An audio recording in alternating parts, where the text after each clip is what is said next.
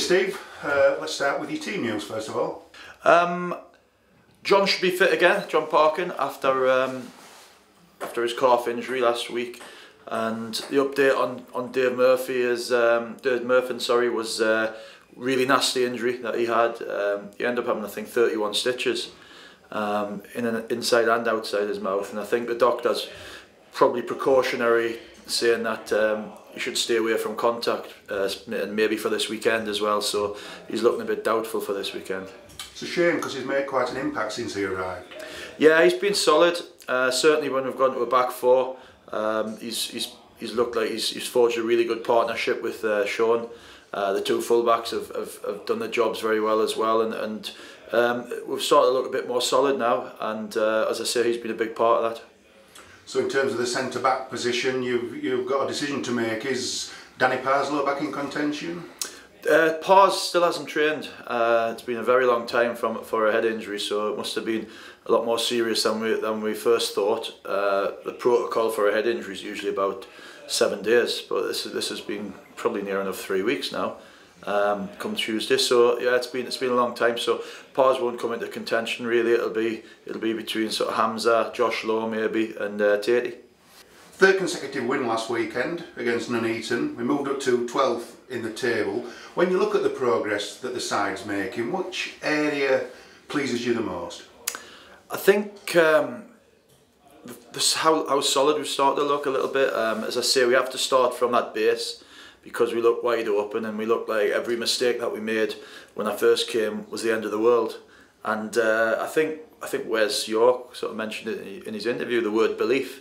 You know, just getting them back to the stage where they're going out in games believing they're going to win games now, and also believing that if they do make mistakes, which they will, everybody does, we're reacting much better to it. Saturday, and even Kidderminster as well, we're starting to create a lot more. We're starting to understand, or the lads are starting to understand the system and how to play it, and how that the midfielders are a vital part of joining attacks, which obviously, you know, Burgess got his goal against Kidderminster by being in the right area. Wes had numerous chances on Saturday and scored probably the most difficult. So you know, it's the philosophy that I've been trying to get in is getting in there slowly, and results are coming as well at the same time. So it's just a positive mental mindset we're trying to set. It's only a few weeks ago now that people were saying the team was too reliant on Jordan Burrow for goals. That's certainly not the case now. No, you can't be successful relying on, you know, one player. Although, you know, there's always going to be a top goal scorer, and they'll always get the headlines. That's the way football is, I suppose. But no, we need to. You know, when I first came, Kempster was scoring, and Wes has stepped up last week. We've had a goal from centre half, which is great. A midfield goal. So yeah, at a fullback in the past few weeks. So everybody's sort of chipping in now, which, as I say, that's how you're going to get a successful run going. One player catching the eye in the under-19s at the moment is Ethan Henderson. Scored his third hat-trick of the season yesterday. Is he too inexperienced at the moment to come into your thoughts, or is there a possibility he could be involved before the end of the season? Obviously, Ethan's somebody we know. Ethan's one of the lads that trains with us on occasion. Funny enough, he scored a really good goal in a practice game the other day against the first team back four. You know, he looked really sharp. So yeah, I mean, as I've said numerous times, you know, young players. I'll never be afraid to throw young players in, because, you know, that's how I got my start.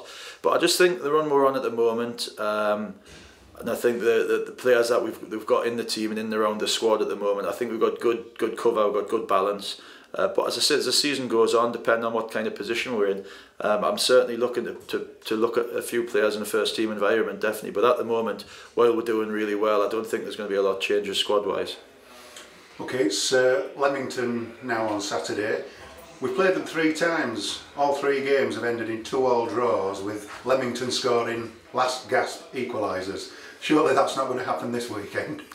Well, as I've said a few times, obviously I'm here to change things, and I'm here, if that means changing the hoodoo of back-to-back wins and away wins, and hopefully this will be another one. So hopefully we'll but I haven't had a draw yet either. So since I came, so that's bound to happen at some stage. But while we're on this run, you know, we're looking to go there and get 3 points just to see if we can keep this run going and see where it takes us. And what sort of a test are you expecting down there?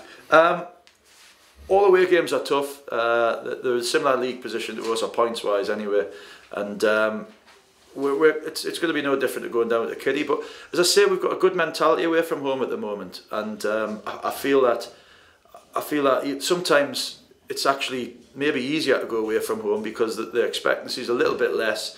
You can be solid, and teams have to come and attack you, and then you can hopefully sort of catch them on the counter. So at the moment, I'm you know, going away from home holds no fear at the moment for us.